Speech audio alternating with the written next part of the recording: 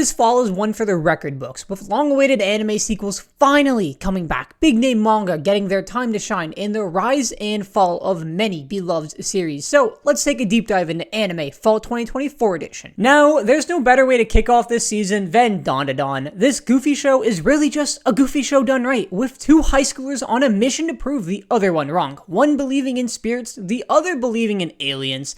With the battle of the grannies, some pretty horny robots, ghosts, spirits, aliens all coming into play, and goddamn, is that best girl or am I not wrong? Oh yeah, and creepy nuts are back too. So yeah, we're in for a treat with Dandadan. Speaking of treats, Blue Box is finally getting an anime adaptation. So, what is Blue Box? Well, it's your typical high school romance where a boy falls in love with a girl, adding competitive sports with each of them chasing their dream of competing at nationals. Mix in beautiful animation, a healthy amount of plot armor where both the main characters have to live together for the rest of the school year, and a love triangle. Hopefully they find a nice middle ground between sports, romance, and high school life, and they don't favor one over the other. With 25 episodes, Blue Box really won the anime lottery. Now, let's talk about the One Piece fan letter. This 25-minute TV episode told so many different stories from the eyes of some pretty unique characters. A young girl trying to give her letter to her hero, a marine realizing that life isn't fair, a shopkeeper, more marines, and goddamn did I mention there's a lot of marines in this episode. This fan letter gave us a glimpse of how regular old marines lived their life, their viewpoints on the war and pirates. And yes, the marines are Straw Hat fans too, and yes, they have horrible power scaling takes too, just like us. Now, let's speed through some of these sequels real quick, as this season is jam-packed. Bleach is back for its yearly season, and goddamn is this season looking good, with Kubo working closely with the animation staff to animate some of the fights that weren't found in the manga, and hopefully they're fixing the pacing issue that was found near the end of the manga. Personally, I can't wait for a very certain Bankai to be revealed, as I've been waiting a long time for it to be revealed, and honestly, Bleach just has this gold standard of animation. Wait, not that, no, that, yeah. Is it wrong to pick up girls in a dungeon? Is on its 5th season. I don't know how this anime has 5 seasons, but you know what? Belle is actually picking up girls in a dungeon. It only took 5 seasons for the title of the anime to make sense. With Belle going after the goddess of beauty this season, my man is going after the head honcho of women. Hopefully, we get to spend some time exploring the lower levels of the dungeon, as that's my personal favorite part of this show. And Belle, you know what? I respect your game, man. Whatever you're doing here, you're doing it right. The Bird is back. It's kind of crazy that the first season aired a year ago, and now we're getting the second season, and frankly, it couldn't come soon enough. This anime just does so many things right, whether it be the world building, animation, or just being a fun watch. It reminds me a lot of Sword Art Online's first arc. Overpowered gamer dude destroys everybody with amazing animation and a bird on his head. What's not to love about a bird on your head? Now, we can't talk about sequels without talking about one of the greatest anime of all time finally coming back. That's right, Sword Art Online GGO Season 2, let's go. If you really thought I was going to say ReZero, get out of here. Now, for the many of you that haven't witnessed this masterpiece, let me spread the good word of the god. Lolly runs around with 2 P90s from Fortnite, destroying everyone in her path. If that doesn't sound like a good time, I don't know what is. From the commonplace to a world's strongest season 3. I'll be honest with you, never heard of this anime, but if it has 3 seasons, it must be doing something right. Never mind, I just looked it up. It sounds like every other isekai ever where a class gets transported to another world and the main character is the only one without powers, but it turns out he's actually super strong, he just has weak abilities. Also, goddamn is there a lot of fan service. And yes, I guess I can bring up ReZero. All jokes aside, I just can't get into ReZero. It's my problem. I've heard the anime is really good, but from what I've heard, this season is going crazy. With this character, oh my god, they're going crazy. And this one, holy cow, I did not expect that. And of course, Amelia's here too. I do know her. All jokes aside, I love what they're doing with ReZero. Starting the season off with an hour-long episode, having 16 episodes in the season, I'm assuming so they can complete the arc without rushing anything, and some pretty damn solid animation. What if you were on a quest to uncover the truth about this world, only for one day, a homeless man to tell you the real truth, a truth that shatters everything you once knew and the religion that rules above you? Do you brush him off believing he's full of shit? Or do you dive headfirst into his words, embracing a reality that goes against everything you've been taught, immersing yourself into a world that goes against your religion and everyone around you, and yet it sounds right? Well, that's Orb for you. Religion meets science meets 15th century Poland. What an odd combination combination of things, and yet it works so well. For all that sciencey stuff, let's look at love in the workplace, or a walking HR hazard as I'm gonna call it, in 365 days to the wedding. With the threat of one single person being relocated to Alaska for the company's new branch, but like, why would a travel company set up a branch in Alaska anyways? Takia and Rika have to fake an engagement to avoid relocation, but these two have barely talked and are both introverts. Sounds like a fun watch to remind me how lonely I am. How have I gone this long without talking about the biggest flop of the year? Not even this season, but the year. Blue Lock somehow has the highest selling manga of 2023, and yet one of the worst adaptations I have seen in a long time, reminding us all that we are at the mercy of the studios. Sometimes I think the manga panels are moving more than the actual anime. My favorite words of the season are, they're saving the animation for the U20 match. God, do I need this level of copium in my life? And I love Blue Lock, by the way. I love it. I own a singular volume of the manga. Don't ask why it's volume 5. And what they're able to achieve with this dog water animation really makes me wonder, what could they achieve if they had Bleach's level of animation?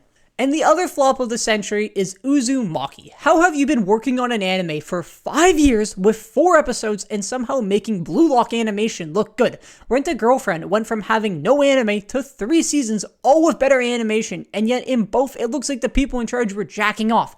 I know I'm insulting the animators, by the way, and I don't mean to insult you guys by no means. You're just doing your job. I'm trying to insult the people who make all these decisions, because tell me why these frames are moving.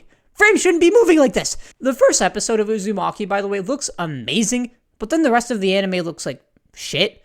It's like getting a free trial versus the actual game. The free trial's amazing, and then you get the actual game, and you wonder what you just spent $2.99 on. On a lighter note, some pretty good remakes are coming back. Ranma and a Half is an anime I don't quite know how to describe. Like, this guy can turn into a girl depending on how hot or cold the water is. This guy can turn into a panda. He's set to marry her. I'm very confused about this anime, but the action scenes are amazing. So I'm confused, but I'm happy. And yes, I mispronounced it on purpose because I think it's very funny to call it Ranma. Oh yeah, and Rurouni Kenshin's back for another season. Six Samurai dude doing what he does best. Glad these old anime are getting a rerun, reboot, or better animation in general. Hopefully they don't stop, and you know, Yu Yu Hakusho, you want to come back for some better animation? I ain't gonna stop you. Now, I don't quite know what to consider Dragon Ball Damai?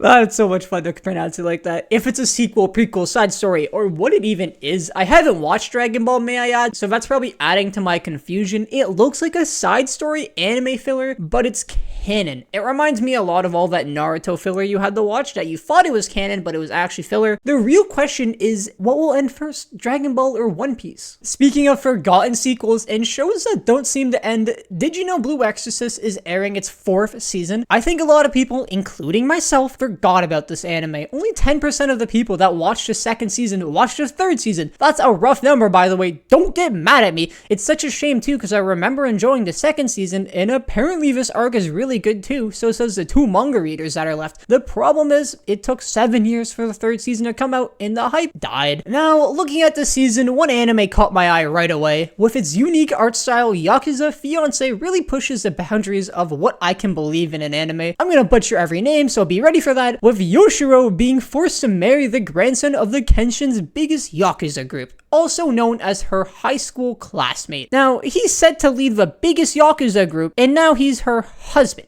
Her husband in high school, this very sweet and caring guy. How could he be the next leader of the... Oh god. Just remember, when you're watching this, it's set in high school. Speaking of an anime that I don't quite know how they're getting an anime adaptation, let me introduce you to My Wife is an Elementary School Student. Now, there's 3 different types of people when it comes to hearing this title for the first time. The first are the people, respectfully, who think, what the hell is this? The second is, trust me bro, I read the manga, it's super wholesome. And the third is reserved for the type of person in their 30s who still looks fondly of their high school years and thinks, god damn, they get to relive their glory days. And that's awesome. With all respect to the offer of, I'll become a villainous who goes down in history, this just looks like villainous level 99. I may be the hidden boss, but I'm not the demon lord, in a different font. Like, look at these 2 animes side by side and tell me they're not the same thing. Deranged Detective Season 2 is another anime that's flying under the radar this season in my opinion, overshadowed by some of the big names out there. Now, for those of you that haven't heard of it, Deranged Detective follows an expelled detective who made a fatal mistake in the past. He teams up with a cop and together they're solving some pretty crazy mysteries. This might be a hot take, but I like 7 Deadly Sins sequel, 4 Nights of the Apocalypse. It's not a 10 out of 10, but it's a solid 7.5. Sure, it doesn't capture the magic the first 2 seasons of 7 Deadly Sins had, and the animation is rough at best. And this show isn't perfect, but it does not deserve the amount of hate that it gets. You are Miss Servant, or Your Vet Can Cook as I'm gonna call it.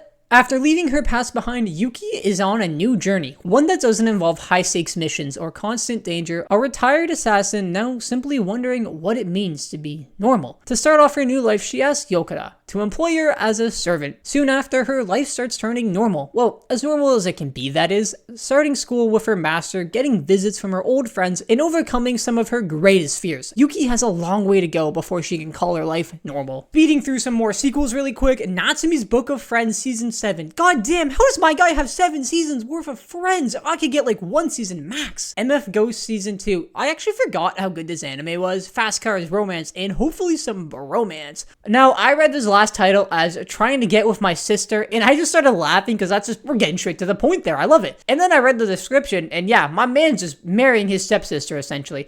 But he has 3 options, and don't worry, he only has to pick one of them to live at the shrine rent-free. But look at this guy. He looks like the type of guy that'd marry all 3 of them and call it a day. Well, there's no better way to end off a season than a dude marrying his sister. What do you guys think about this season? And yes, I know this is coming out at the end of the season. I don't care. What have you guys enjoyed this season? Let me know down below.